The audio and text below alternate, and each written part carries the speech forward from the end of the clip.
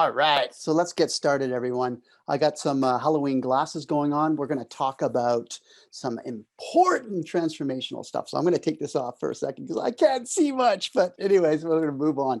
I, as I get started, I'm going to share something on my screen just to share who I am, who Stefan is, and what I do, and all of that sort of jazz. So let's get started. I'm going to share my screen. All right. Yep, we got to good to go.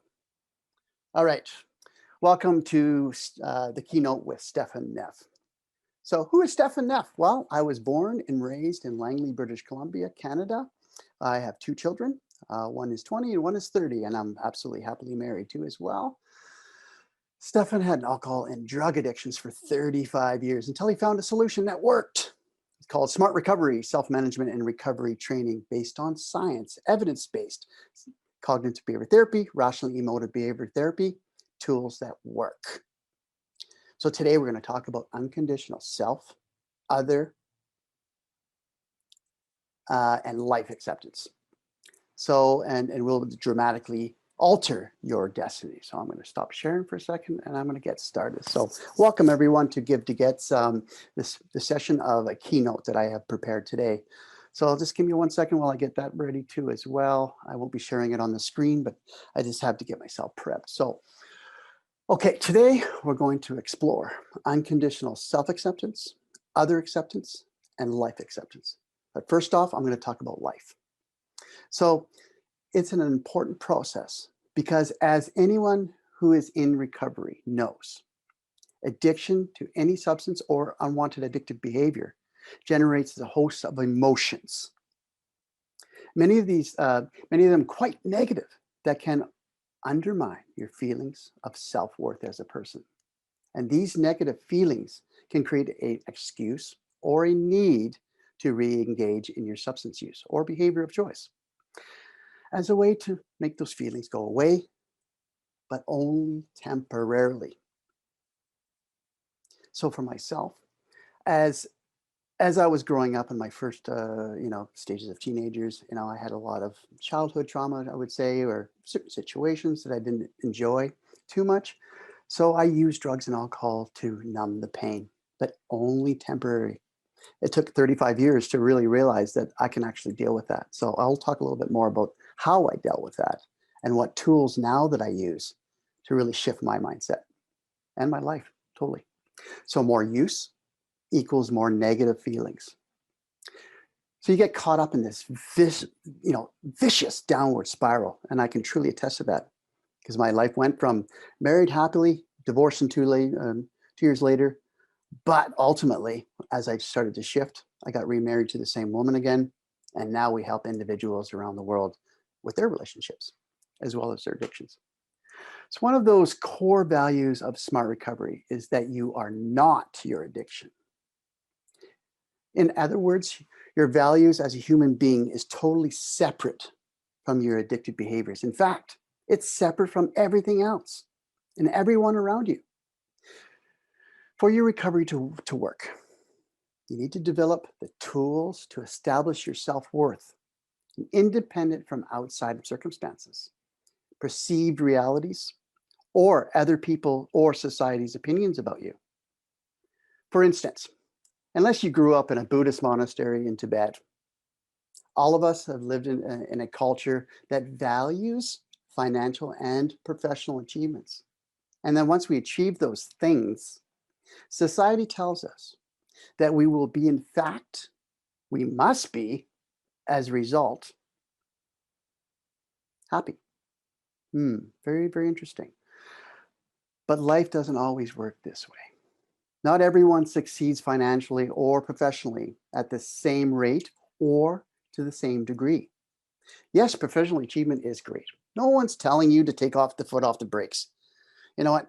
In your business, in your jobs, in your work, modern economy would probably collapse without personal ambition and drive. But let's put this in perspective. Every study that's been done shows consecutively or conclusively that professional successful people are no happier than anyone else. In many cases, Stress involved in achieving or maintaining that success causes a great deal of unhappiness. Something to think about. Not everybody, but in certain cases. Why? Well, it's because our culture teaches us that achievement is a zero-sum game where there have to be a winner and a loser. Winners are happy, losers are forgotten. But again, life doesn't always work that way.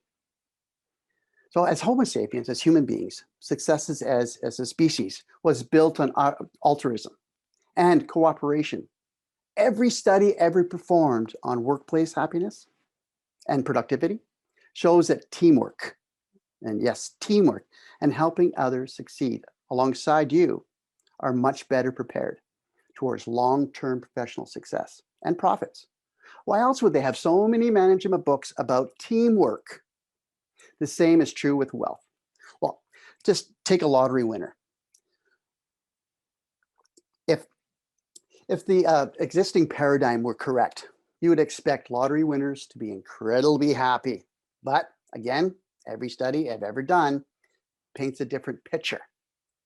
Regardless of how much money they've won, their level of happiness and feelings of self-worth eventually return right back to where they started. And in many cases, like the big jackpot lottery winners, we see their lives actually destroyed by the sudden acquisition of so much wealth. The zero-sum expectations that society imposes on us also applies in the realm of emotion. To women, especially vulnerable. They're very, very vulnerable because their feelings of self-worth has been linked to their appearance, their desirability as sexual partners, or men's opinions of them. As a result, there are tens of millions of women in North America, and probably there's 100 millions worldwide that have eating disorders, many of them life-threatening. Now, quickly, we as society have seen great improvements in women's professional achievements and pay equality over the years. But the Me Too movement also reminds us there's a lot more work to be done. Bottom line, unconditional self-acceptance tells us as a man, woman, binary, straight, gay, whomever, to realize that who we are is the only thing that really matters. On a scale of 1 to 5, would you give yourself a 5 on achieving what you want in life? If your answer is anything less than a 5, right now, I have something awesome for you. Achieving your goals and living your life at a 5 isn't easy. Most people aren't prepared to focus, stay disciplined, and do the everyday work that is necessary to achieve amazing results. But since you're watching this, then I'm guessing that you're not one of those people. And this is an opportunity that will change your life. Give to Get is a global program that brings together world-class coaching and combines it with empowering masterminds and networking opportunities. We provide 5-star guidance for the price of a cup of coffee a day. To find out more, click on the link in the description of this coaching session. This tool will help us understand and accept some of those elementary truths about ourselves. We are not defined by how many people like us, or even if anybody likes us. And this last part is really crucial. When it comes to recovery from addictions, people that are suffering from behavioral problems consistently feel judged. You can't stop someone from judging or thinking about you in a certain way. It is out of your control. Your only responsibility is to yourself, is to be your best and truly believe that you are the best and you're enough. Dwelling on any other outside criterias or expectations or judgments is a recipe for unhappiness and a threat to your successful recovery. And I'll leave you this, a beautiful explanation from unconditional self-acceptance. This is quoted by one of the Smart Recovery meeting facilitators. His name is Nick Rajacek from Michigan. I accept myself because I am alive, and I have the capacity to enjoy my existence. I'm not my behavior. I can rate my traits on my behavior, but it is impossible to rate something as complex as myself. Consists of innumerable traits, not just this one. I strive for achievement only to enhance the enjoyment of my existence, not to prove my worth. Failing at any task cannot make me a failure. I can choose to accept myself, even if I'm unwilling to or unable to change my character defects, because there is no law of the universe that says I can't. My approval of myself cannot come from pandering to any external sources, bowing to any external authorities. My self acceptance can only come from me, and I am free to choose it at any time. Wow, what an amazing quote. So, what I'm going to do, I'm going to share some of these things here. Is I would love for individuals to take a moment. What can you do right now, right this moment, that would build and maintain motivation towards your self acceptance in your own life right now? I would really love to actually share some of the things that I've been using too as well. But the key is creating affirmations. Would it, what would you like to say to yourself? And looking yourself in the mirror. And what would you like to say to this kind and generous individual that's looking back at you? And I would like to share some of the affirmations that I use every morning when I wake up and every night before I go to bed. I am the captain of my ship. I am so happy and grateful that I love myself unconditionally. I love my mind, body, and soul and all it does for me. I am enough. I am worth of love. I'm worthy of love. I respect my own boundaries. Today, I choose me. I am loved. I am deserving of love. I am kind to myself. Love flows from within me. I am beautiful inside and out. I embrace my unique individuality. I deserve happiness. I let go of negative self-talk. I'm whole. Everything I need is within me. I'm in control of my own happiness. I'm capable of reaching my goals. I accept myself unconditionally. I am grateful for all that I have. I make time to care for myself. I love and accept all of me. I am strong and resilient. I let go of those who do not have the best interest in heart. I let go of my past and live in the present. I am growing each day and every day. I forgive myself and learn from my mistakes. I'm a work of art. I am valued. I allow myself to feel deeply. I am open to receiving love. I love the body that I was born with. I achieve anything that I set my mind to, and I do. I overcome challenges with grace and ease on a daily basis. I have a warm and caring heart.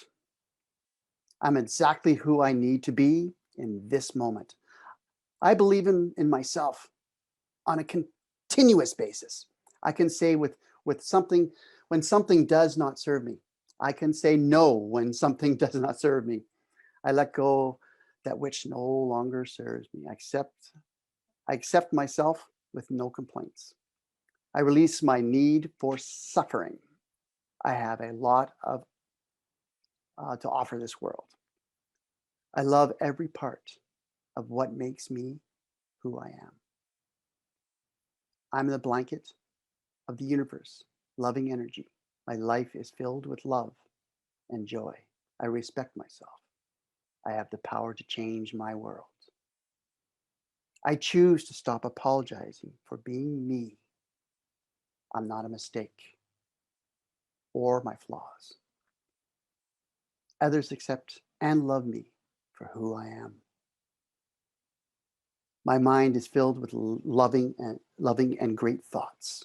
I attract positive and loving people in my life. The more I practice, Loving myself, the more lovable I become. I let love in. I let love for myself increase each day. Love flows freely from within me. I honor my own life path. The only approval I need is my own. So be in the process of creating your own affirmations for your own self. And you can use some of these as well. You can read, you can scroll back. And if you ever do need a PDF file of this, please email me. And I will be so grateful to send you a PDF file. So think about it. Where can you post these? Where can you put these that you can visually see these affirmations? And saying these over and over and over again for a minimum of 100 days to really put it in your subconscious mind and continue it for the rest of your life. Because when you really focus on something, it starts to expand. It means your self-acceptance starts to expand. Something to very think about when it comes down to the words, because words are powerful. One of those things what I thought about was the words I was telling myself in the past was, I wasn't good enough. I wasn't smart enough. And I was taught by an individual, say cancel, cancel, cancel, and rephrase it. Send yourself some good vibrations, some good love, and start to really transform your life. Okay, let's talk about unconditional other acceptance. As we call it, UOA, unconditional other acceptance. So just to recap for a second, one of the keys to your successful recovery and a balanced lifestyle is self-acceptance. But the thing is, we also live in a world filled with people. We have people all around us every day. Very true. For some of us, well, it's not always easy to get along with others. For others, it's practically impossible. Well, sometimes. The 20th century French philosopher Jean-Paul Sartre even went so far as saying that hell is other people. True or not, Smart Recovery Unconditional Self-Acceptance tool asks you to ask yourself, this is very crucial, are other people really the problem? I'll repeat that. Are other people really the problem? Or is your belief about them that is causing you issues and giving you the reason to indulge in your addictive behavior of choice? So is others really the problem? Before we examine that question, let's break it down. Who do we include in unconditional other acceptance? Well, sometimes these are people who are or have been opposition to your wants and needs. In the literature, they would call them and deem them as antagonists. Or other times, they were people who simply disagree with.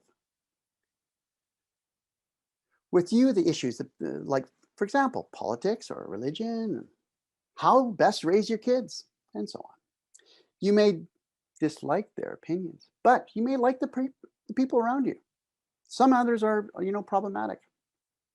They have either harmed you or are controlling you or have abandoned you, such that you turn to addictive behaviors as a coping mechanism now. There is no judgment here. You know what? It's quite common for victims of war, rape, incest, bullying, gay bashing, child abuse, and spousal abuse to be more susceptible to drug and alcohol use, depression, anxiety, and sometimes suicide. The others who's caused the harm may face justice or retribution for their acts. Other times, you know what? They may have just passed away. Regardless, whether the justice was served, other acceptance calls into question something critical: forgiveness. And whatever forgiveness means to you, we're going to talk about that. But we all know that forgiveness isn't easy. I know. I went through the process many times. The impulse is vengeance and retribution. You know what? We're hardwired into the human cycle.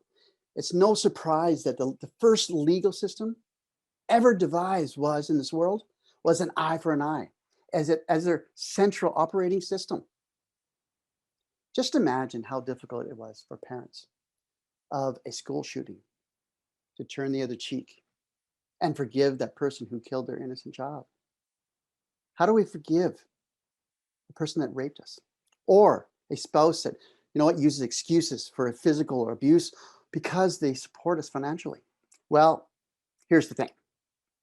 You don't have to forgive them, but you can choose to accept them in a way to get closure that you need to move on in your own life. So how do you accept others unconditionally? Well, you do that by projecting retribution. Well, do you do that by projecting retribution outwards, but directing rational analysis inward? You examine your own rational beliefs about the others who have harmed you or have harmed you in the past. It may be like a crappy boss or an ex-wife or husband who are simply annoying you. Basically, anyone or everyone who is causing you or has caused you enough negative feelings that fuels your addictive behavior. So how many irrational beliefs are based on demands we make on others in our own minds? Well, you can answer that question on your own because there's absolutist words like have to and must do and should do. For example, that man should not have robbed my house. My boss has to apologize for not promoting me. I must make those bullies pay for laughing at me. Well, these statements may be true, but since it's impossible to enforce these demands on the world outside of your own mind, you may find yourself becoming more frustrated and give in to those impulses that may lead to an excuse to use alcohol or drugs. Other irrational beliefs come from overgeneralizations. For example, and I used this before, my ex-wife never had my back. Oh man, that's the rapists always get away with it. This is what I thought. This is what I thought about my own addictive behaviors. Using is the only way that I can cope with the pain I experienced from being neglected when I was a child. So how did I deal with this? Well, I use this tool. It's called DIBS, the DIBS tool, Disputing Irrational Beliefs. And I will share it as we continue a little bit later. So I want to continue and go towards the end. It'll all fit together exactly how it's supposed to. Frustration intolerance is another irrational belief process when we say to ourselves, I can't handle the fact that my mother neglected me, or I can't deal with my abusive boss. You need to take a step back and realize that you do deal and do handle and are dealing with these other people's problems all the time, but maybe just not in a healthy way. So lastly, at Smart Recovery, you will often hear the term awfulizing. I don't know about anybody else. I was one of those awfulizers, thinking of it as just think about it as an emotional knee-jerk reaction to when you feel wronged or persecuted against. But is it the person who wronged you really the most awful person on the earth? Is what happened to you the worst and most awful thing that has happened to you? Is the driver who left a dent in your car that awful? Well, I had somebody last week opening his door and smash my my mirror, and my knee-jerk reaction was, "Oh, what did you do?" And then I thought to myself, unconditional other acceptance. And then he came out and apologized, and I said thank you, and no damage. And he wasn't a bad person. But first knee reaction was, you know what? Oh, why did he do that? So no one's trying to minimize what happened to you or what is happening to you. Let's face it, life is messy sometimes. Other people make mistakes. Some people are bad. Some people are really bad. And we have every right to disapprove of their behaviors, but by challenging and modifying the beliefs you hold about them in your own mind allows you to realize that even though you may never really forgive others and you disapprove of them, you can choose to accept them unconditionally. That means exactly what it says, with no conditions attached, no qualifiers, no ifs, ands, or buts. No, you say, you know what, you're sorry before you take them back. Nothing like that. And once you accept others unconditionally, your recovery can kick into high gear because others are no longer the reason or the reasons why you drink or use, gamble, overeat.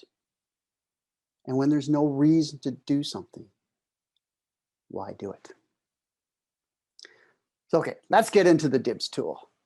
And in Smart Recovery, we have a fillable PDF file. But what I was going to do is I was just going to explain a little bit about the irrational. Disputing irrational beliefs. So this was my irrational belief. My parents didn't care about me as a child. So then what you do is you find your irrational belief. Then you have a question. You formulate a question. And this is the question, will drinking or using drugs take away my past pains of neglect? Then you would go to another column and you go the answer. The answer is no. Drinking and using will never make my past pains go away. I will wake up the next morning with the same beliefs and the same pain points. And here's another one. Here's another answer. No. Giving in and using will threaten my health, my relationships, my business. I might even get in a fight with my wife again. Here's another irrational belief that I had. I can't cope with my past without using. The question, can I cope with my past without using? The answer is yes. My life is actually better when I'm not using. It may not always be easy, but I can cope just fine.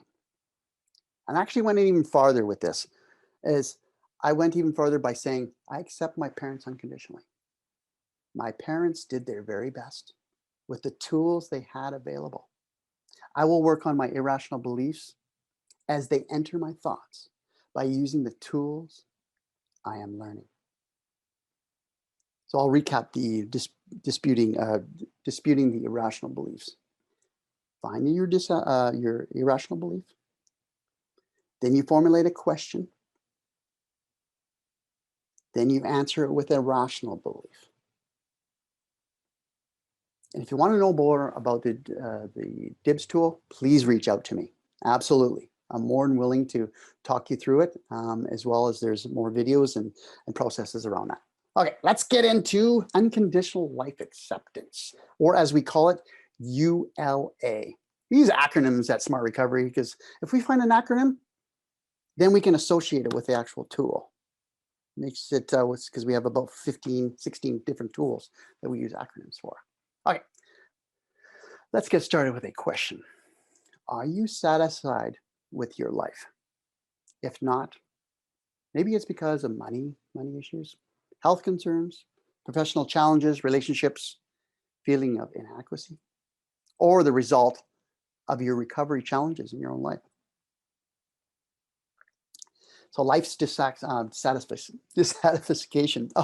Pause for a second. Life's dissatisfaction. Pause. That's okay. Self-acceptance is actually widely spread. That many religions traditionally base their metaphysical and foundations on the premise of a better life after this one. We're taught at birth that life is a struggle to learn and grow, to prosper, to thrive, to consistently improve. Unfortunately, life doesn't always work and cooperate. As I mentioned before, life is chaotic, messy, and unfair sometimes, and capricious at times. You know, we're all affected by large-scale forces like economics, could be political, upheaval, for example, natural disasters, pandemics. As a result, many of us feel like, you know what, we have no control over our circumstances. And this creates a tension between what we would like or expect to have in our own lives and what actually does happen in our own lives. The end result is for many is that we may indulge in addictive substances or behaviors to cope with the dissatisfaction. So how does unconditional life acceptance come into play? Well, as we discussed in unconditional other acceptance, is we need to examine our irrational beliefs about life itself, like demands. My life has not, sorry, I'll pause for a second. My life has to be absolutely perfect. I shouldn't have a great life. I should have a great life by now. Well, assuming or insisting that life needs to be perfect creates an unreal expectation and opens us up to a disappointment. There's no reason why life must go the way we want it to and perfect every time. Overgeneralizing our lives will always, overgeneralizing my life will always be horrible. Love is always hard. Well, situations can always improve. That's really up to you. And indulging in your addictive behaviors of choice will probably not lead to an improvement. In your life, usually the opposite.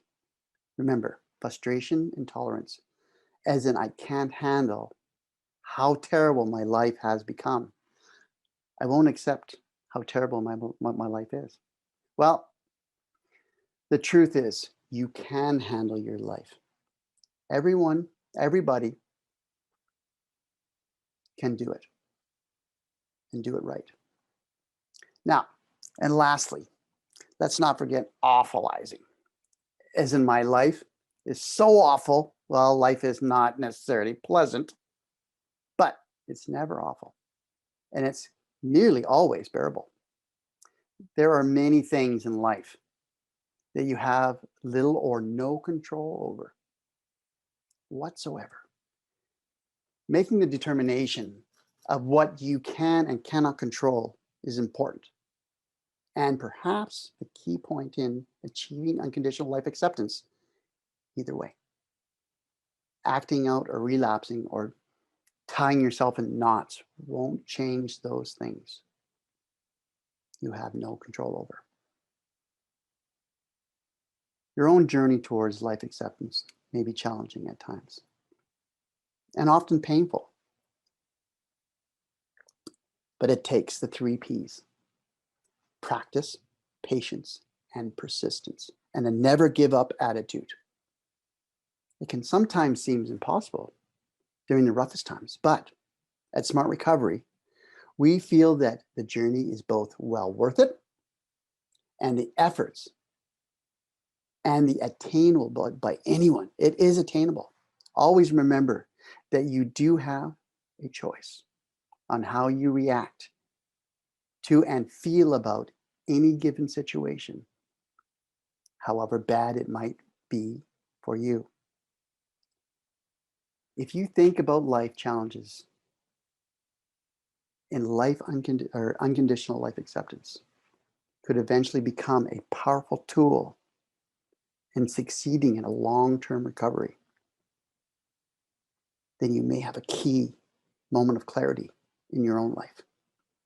So lastly, I would like to share the 10 rules for happiness. The 10 rules for happiness. Okay, I'm going to pause here and have a drink. Is everybody having some fun? Absolutely. I'm having fun. Number 1, don't blame others and life for making you unhappy. Take responsibility for making yourself happy. Number 2, give yourself permission to make yourself happy.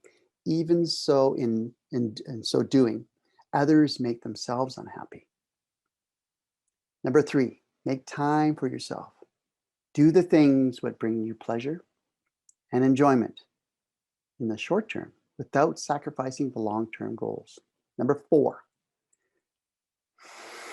doing things for others and your community without expecting anything back in return. Number 5, sacrificing short-term pleasure and putting up with short-term discomforts when it helps you achieve long-term gain. Number 6, accept the fallibilities of others as well as yourself. Number 7, don't take things personally. And I'm going to pause there because I took things so personally in the past. It affected me deeply. But as I've been building a tool belt, as I call it, to really build my, I would say, my self-worth as an individual of accepting self, others, and life, I'm in the process continually of not taking things too personally. Number 8, take healthy risks even when you might fail at things at work, business, or in your personal relationships. Number 9, it doesn't matter so much what people think about you and what you are doing. Number 10, see uncertainty as a challenge. Do not be afraid of it. Thanks, everyone. This concludes my presentation today. Thank you, Bruce. Awesome.